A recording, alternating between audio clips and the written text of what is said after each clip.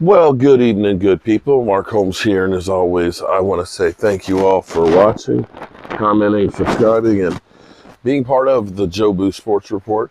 Without you guys, as well as you ladies, you know that this literally does not work. Man, the Raiders came out punching like crazy, and it looked like they were going to blow out Kansas City. And Kansas City does what Kansas City does, which is second half wear your ass down. And Pat Mahomes, of course, is getting them in the end zone, and now they're up 24-20.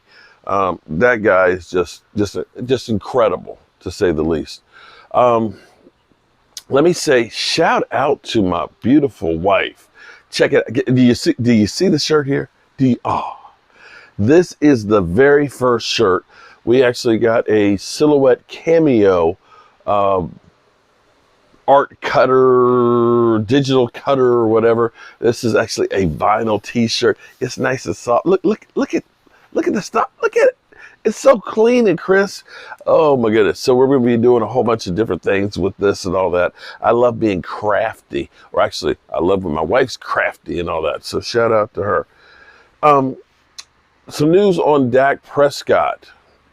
Dak, I believe, goes to the doctor tomorrow, or at least that's what we heard this morning, that he was going to be going to the doctor tomorrow, getting it looked at. He says he can grip the ball. You know, he's able to grip the ball and things like that, and that they will be testing it this week before the Eagles game. I honestly, looking at the Cowboys, the way they have ramped up players to get back on the field. You know, you saw how long it took before they got Anthony Barr on the field, and it seemed like that actually worked out because he didn't have any setbacks. They did that with Jason Peters, although Jason Peters has the injury. The thing they usually do is they ramp somebody in. They don't usually just say, throw them right in there. I'm curious to see if they're going to actually do that with Dak, that they will. I kind of think it's more of gamemanship to kind of say for the Eagles, you got to be prepared for Cooper Rush as well as Dak Prescott and make them have to do more work in the limited time that they have. That's my own personal take. I could be 100% wrong. If he is 100, if he's ready to go and it's there, hey, I want him back. If he's not, hey, in Rush we trust, right? The Cowboys seem to have a winning formula right now, okay? And when I look back in history, this is nothing new. This is actually what the Cowboys did in the 70s. See, here's the thing that most of y'all don't understand, because most of y'all, it's been a long time. It's been a very long time, but I'm old enough to remember the Dallas Cowboys teams, okay? You know, we all think about Roger Staubach, Captain Comeback. You know, we think about, the Hail Mary, come with me, to Drew Pearson and those iconic catches. We remember Tony Dorsett, 99 yards on Monday Night Football when they only had 10 players on the field against the Minnesota Vikings, breaking their back. But what people don't really remember so much is that doomsday defense.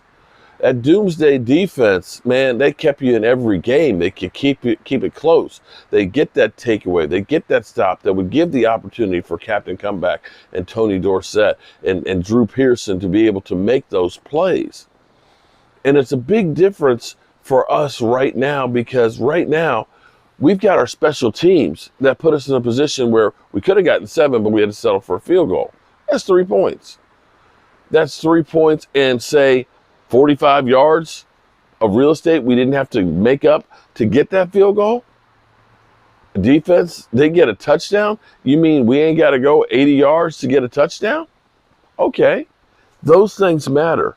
And this formula, if you ask me what this team reminds me of, in recent history, it would have to be the Seattle Seahawks. Because the Seattle Seahawks, as much as people look at Russell Wilson and they say, oh, well, he's a Super Bowl champion, Russell Wilson is a great quarterback, or they used to say he was a great quarterback. Right now, they got doubts on it. But the thing about it was, when they won the Super Bowl, Russell Wilson only had like 22 or 23 touchdown passes. 22 or 23 touchdown passes. That was it. They had a great defense, number 1 in football, at stopping the run. At points, yardage, and taking the football away. And they had beast mode running for 1,300 yards. You can look back at Peyton Manning's last year with Denver when they won a ring. It wasn't because of Peyton Manning. Peyton Manning was 9 TDs, 17 interceptions. They also had Brock Osweiler, who ended up being 5-2 when Peyton Manning was injured. It was that defense that held opponents and knocked the crap out of people that did it for them. And right now, that's the same formula that we had in the 90s.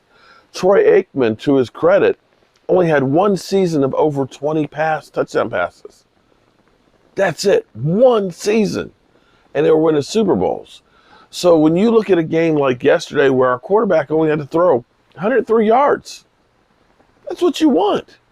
You don't want to have to put everything on the back of the quarterback to win or lose. And I will give you another way to look at this. Here's the difference of having a balanced offense. Here's the difference of having a defense and things. In 2013, Tony Romo threw for a Dallas Cowboys record 4,903 yards. He had 28 TDs, but 19 interceptions. Our defense was historically bad. It was basically, we have to just keep launching the football. We've got to keep throwing this thing. We have got to keep scoring points because our defense stinks. We literally used to say that if we can keep the defense off the field, we have a chance to win. Enter 2014. We have a running game. We have DeMarco Murray running the hell out of the rock. 1,800 yards. Tony Romo, oh, by the way, that year before we were 8-8. 8-8. With DeMarco Murray rushing for over 1,800 yards, Tony Romo throws for like 3,800. 4,900 the year before, 38 the next year. Here's the thing that's interesting. Instead of throwing 28 TDs like he did the year before when he threw for 4,900, he threw for 31 TDs. Instead of having the 19 interceptions he had the year before, he only had 9. More touchdown passes, less interceptions. They won 12 games, and they were a catch, no catch away from the NFC Championship game. That's the difference of having a balanced offense and having a running game. And one of the things that we have right now that we did not have during the second half of the season, because Zeke Elliott with the PCL, with Tony Pollard, the plantar fasciitis, with the offensive line constantly juggling around, those guys are running the football right now. We had 170 yards of, somewhere around there, 170 yards of running the football versus 103 passing. Without a lights-out defense and great special teams, you don't win games like that. If you were playing Kansas City right now, that brand of football, I don't know who's going to win you the game. I don't know that you're going to be able to keep up with somebody like Pat Mahomes with that style of offense. But who knows? It's a long season. I'm glad that we're here. And I'm excited that right now we're 4-1. And we have an opportunity, a big opportunity. And now that we're here, you really don't want to lose to the Eagles and end up being 4-2 and letting them go 6-0 and owning a tiebreaker. This is a big game. It's a really big game.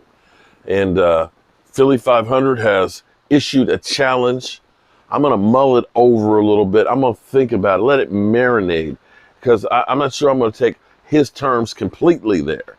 You know, I mean, since we won both games last year, I don't know how you're supposed to dictate to me, because the champ is here. The champ is here. And let me finish this off with thank everybody. Thank everybody for all the birthday wishes and spending the time with me on my birthday. You guys made it a very, very special one. And I'm going to keep doing what I'm doing. I'm going to keep trying to spread the mojo for as long as I'm here. And the way I always end this is tell the people you love that you love them, because you might not get the chance again. And I love you guys. And have a great night. Peace out.